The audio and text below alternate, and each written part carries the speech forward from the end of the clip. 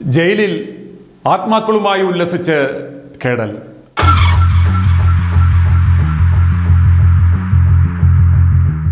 നന്ദൻകോട് സാത്താൻ സേവാ കൊലപാതകങ്ങൾ നടന്നിട്ട് ഇന്നേക്ക് 7 വർഷം. ഡോക്ടർ ജീൻ പത്മ ഔട്ട്. അതെ, ഡോക്ടർ ജീൻ പത്മ ഔട്ട് ആണ്. ഈ വീട്ടിൽ നിന്നല്ല, ഈ ലോകത്തിൽ നിന്ന് തന്നെ ഔട്ടാക്കി. ആര്? സ്വന്തം മകൻ കേടൽ ജിൻസൺ രാജ. നന്ദൻകോട് നടന്ന സാത്താൻ സേവാ കൊലപാതകങ്ങൾക്ക് ഇന്ന് ഏപ്രിൽ 5-ന് 7 വർഷം തികയുമ്പോൾ ആ വീട്ടിൽ നിന്നുള്ള ദൃശ്യമാണ് നമ്മളിനി കാണാൻ പോകുന്നത്.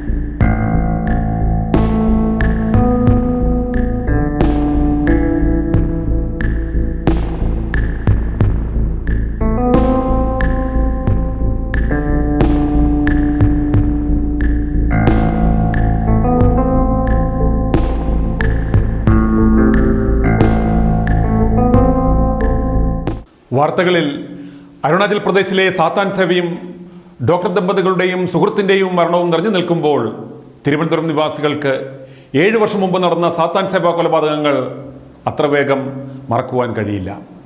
തുരുമ്പെടുത്ത ഗേറ്റും ഒരാൾ പൊക്കത്തിൽ കാട് പിടിച്ച് കിടക്കുന്ന നന്ദൻകോട് ബെയിൻസ് കോമ്പൗണ്ടിലെ കോടികൾ വിലമതിക്കുന്ന NBCR 117 നമ്പർ വീടിന് മുന്നിലെത്തിയാൽ ഇന്ന് പകൽ പോലും ആളുകൾ വിറയ്ക്കും.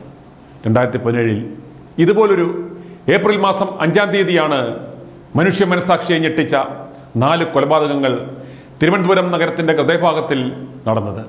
ഈ കാണുന്നത് ക്ലിഫ് ഹൗസിലേക്ക് പോകുന്ന വഴിയാണ്. മുഖ്യമന്ത്രിയുടെ ഔദ്യോഗിക വസതിയായ ക്ലിഫ് ഹൗസിന് വെളിപ്പാടകലെ ബൈൻസ് കോമ്പൗണ്ടിലെ സ്വന്തം വീട്ടിൽ വെച്ചാണ് പ്രൊഫസർ ഡോക്ടർ രാജതങ്കം, ഭാര്യയും ജനറൽ ആശുപത്രിയിലെ ഡോക്ടറുമായിരുന്ന ഡോക്ടർ ജീൻ പത്മ, മകൾ 25-കാരിയായ ഡോക്ടർ കാരൽ പത്മ തങ്കം, ഇവരുടെ ബന്ധു ലളിത എന്നിവർ അരുങ്കൊലയ്ക്കിരയായത്. ഡോക്ടർ രാജതങ്കത്തിൻ്റെയും ഡോക്ടർ ജീൻ പത്മയുടെയും മകൻ കേടൽ ജിൻസൺ രാജ ആയിരുന്നു ഈ 4 കൊലപാതകങ്ങൾക്കും പിന്നിൽ. ഇവർ സന്തോഷത്തോടെ താമസിച്ച ആ വീടിൻ്റെ ഇന്നത്തെ അവസ്ഥ നമുക്കൊന്ന് കാണാം. വളരെ പാടുപെട്ടാണ് ഞങ്ങൾ ഈ ദൃശ്യങ്ങൾ പകർത്തിയത്. ഒരാൾ പൊക്കത്തിൽ കാട് വളർന്നു നിൽക്കുന്ന ഇഴജന്തുക്കൾ നിറഞ്ഞ ഈ കോമ്പൗണ്ടിലേക്ക് ഒന്നെത്തി നോക്കാൻ പോലും അയൽപക്കക്കാർ ഉൾപ്പെടെ ഇന്നും ഭയക്കും.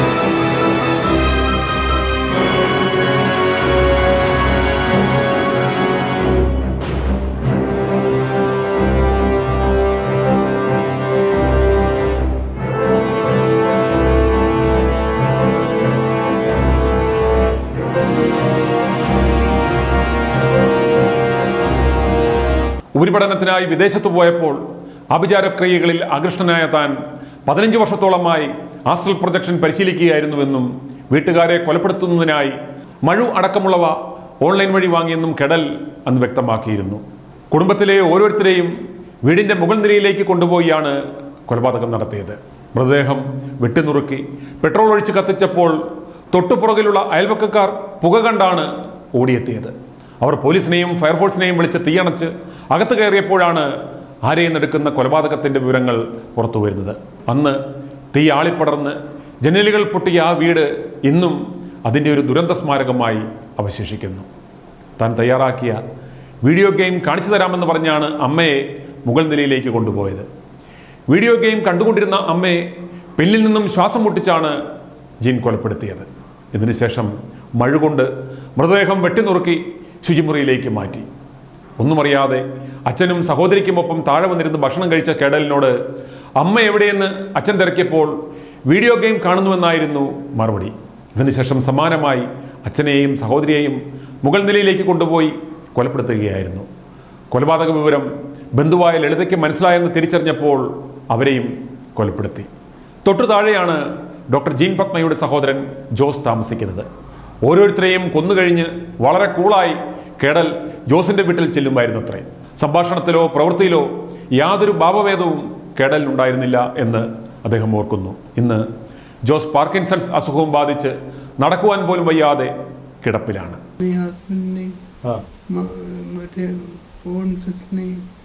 ബുധനാഴ്ചയാണ് കൊന്നത്. 7 വർഷമായി ഇന്ന്. മറ്റേ ആ കസിനെ കൊന്നത് വെള്ളിയാഴ്ചയാണ്. ഒരു ദിവസം 3 ആളെയും കൊന്നു. നമുക്ക് കരയുവോ എല്ലാം ചെയ്തോ? അങ്ങനെ കരച്ചിലൊന്നുമില്ല. ഒന്നുമില്ല. ഒരു പശ്ചാത്താപവും ഇറങ്ങണമെന്നാണ് ആവശ്യം. ആവശ്യം. താങ്കളോട് പറഞ്ഞു എന്നെ ജാമ്യത്തിൽ ഇറക്കാനുള്ള വേണ്ട ക്രമീകരണങ്ങൾ ചെയ്യണമെന്ന് പറഞ്ഞോ? എന്നെ ജാമ്യത്തിൽ ഇറക്കാൻ ലോക്കൽ ഗാർഡിനായിട്ട് നിൽക്കാൻ പറ്റുമെന്ന് ചോദിച്ചു. ഞാൻ പറഞ്ഞു അത് പറ്റില്ല, എനിക്ക് ഒന്നാമത് വയ്യ, അല്ലെങ്കിൽ ഞാൻ കൊന്നിരിക്കുന്നത് എൻ്റെ സിസ്റ്ററിനെയാണ്, അതുകൊണ്ട് എനിക്ക് ജാമ്യത്തിൽ ഇവനെ ഇറക്കാൻ ഞാൻ തയ്യാറല്ലാന്ന് പറഞ്ഞു.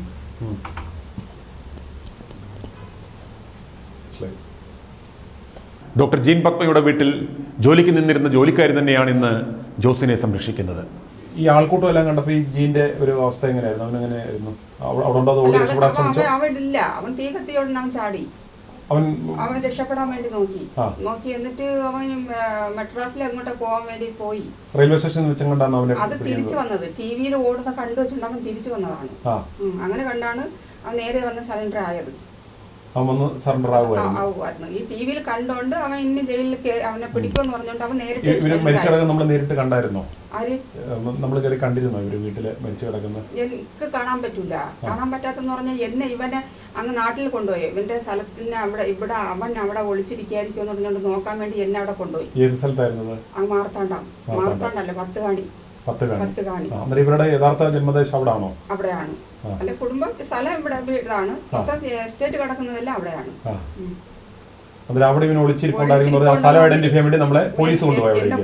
എന്നെ കൊണ്ടുപോയി.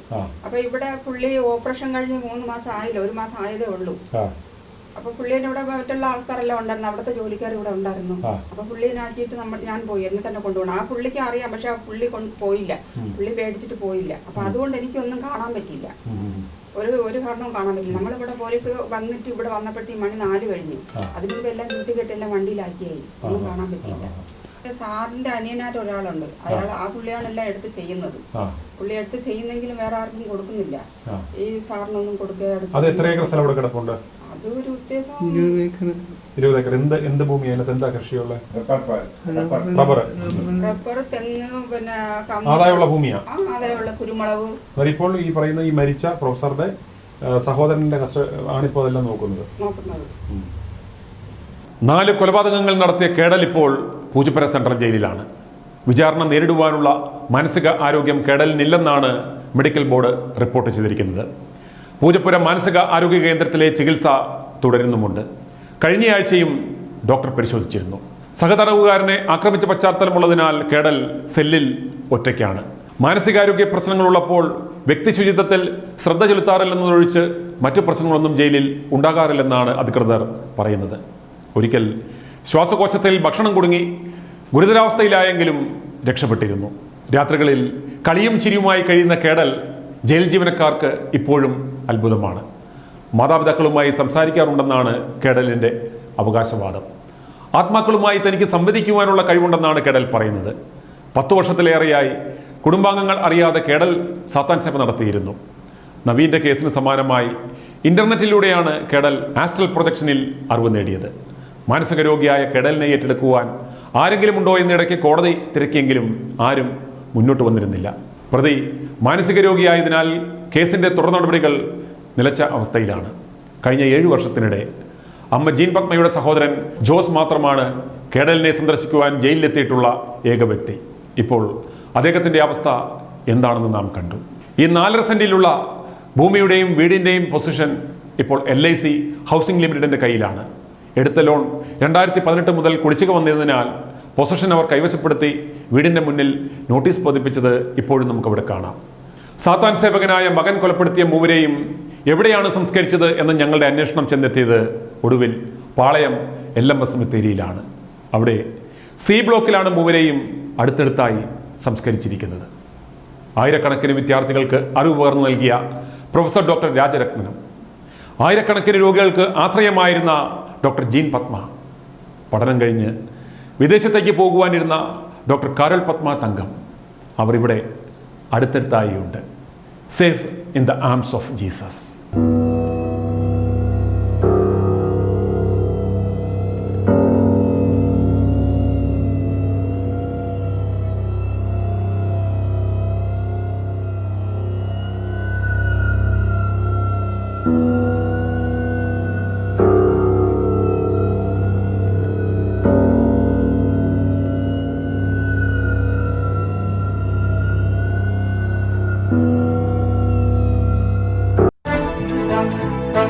i2i News, an eye for truth. i2i News subscribe ചെയ്തിട്ടില്ലാത്തവർ ഇപ്പോൾ തന്നെ സബ്സ്ക്രൈബ് ചെയ്യുക. നോട്ടിഫിക്കേഷൻ ലഭിക്കുവാൻ ബെൽ ബട്ടണും അമർത്തുക.